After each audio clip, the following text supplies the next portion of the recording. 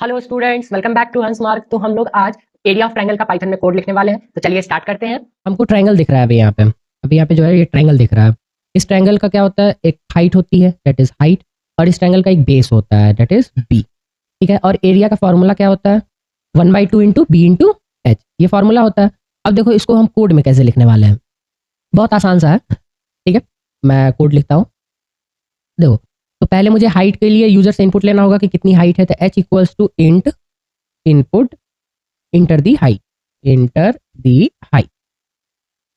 ठीक है, inter the height कर दिया मैंने, यूजर से मैंने इनपुट ले लिया कि आप हाइट कितनी है वो बता दो मुझे। ठीक है, फिर उसके बाद हम बेस लेंगे कि बेस कितना है, यूजर से ही लेंगे। ठीक है, int input enter the base.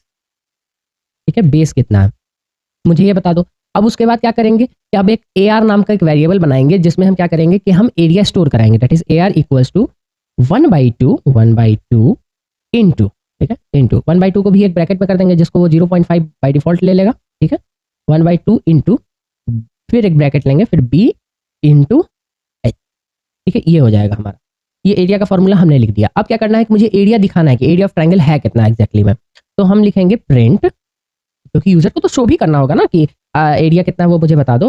Area equals to, और मैं स्पेस दूंगा, कॉमा दूंगा, ए आर, जिसमें मैंने एरिया स्टोर करा दिया है। ठीक है, अब मैं इसको रन कराता हूँ। ठीक है, जैसे ही मैं इसको रन कराऊंगा, अब पूछा जा रहा है हमसे क्या, इंटर दी हाइट, हाइट कितनी है वो मुझे बताओ। तो हाइट मैं दे देता हूँ 4। ठीक है, फिर पूछा जा रहा है इंटर दी बेस, तो बेस कितना है मैं दे देता हूँ 5। ठीक है, तो कितना आना चाहिए, 5 इंटू 4 20, 20/2 कितना होगा, 10 होगा।